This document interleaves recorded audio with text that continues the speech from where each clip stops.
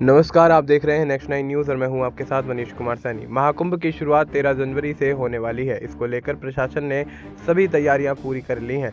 महाकुंभ में आने वाले श्रद्धालुओं को किसी प्रकार की असुविधाओं का सामना न करना पड़े, इसके विशेष इंतजाम प्रशासन द्वारा किए गए हैं।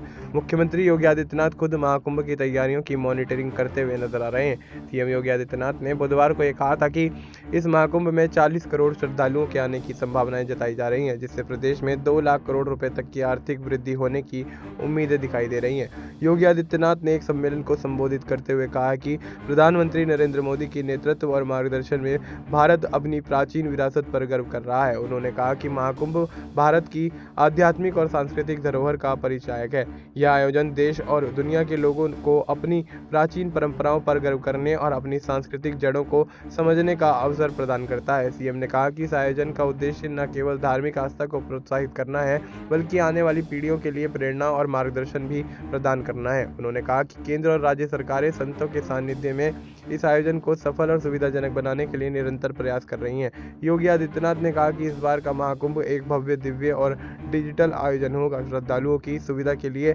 डिजिटल टूरिस्ट मैप, कृत्रिम मेधा यानी एआई से जुड़े सुरक्षा तंत्र और स्मार्टफोन के माध्यम से शौचालयों की स्वच्छता का आकलन करने की व्यवस्था की गई है। मुख्यमंत्री ने कहा कि श्रद्धालु जब प्रदेश में आते हैं तो परिवहन, आवास, भोजन और अन्य सेवाओं पर खर्च करते हैं, जिससे स्थानीय व्यवसाय और रोजगार को बढ़ावा मिलता है। उन्होंने कहा कि 2024 में काशी में 16 करोड़ से अधिक श्रद्धालुओं ने काशी विश्वनाथ के दर्शन किए।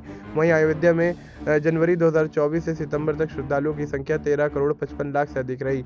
महाकुंभ के आयोजन में पर्यावरण संरक्षण का विशेष ध्यान रखा गया है। उन्होंने कहा है कि गंगा और जमुना में नदी में यदि किसी प्रकार का गंदा पानी जाने से रोकने के लिए अत्याधुनिक एसटीपी यानी सीवेज ट्रीटमेंट प्लांट और बायो रिमीडिएशन पद्धतियों का उपयोग किया जा रहा है। साथ ही 1.5 लाख से अधिक शौचालयों को इस तरह बनाया गया है कि वे पूरी तरह से स्वच्छ और पर्यावरण के अनुकूल हो।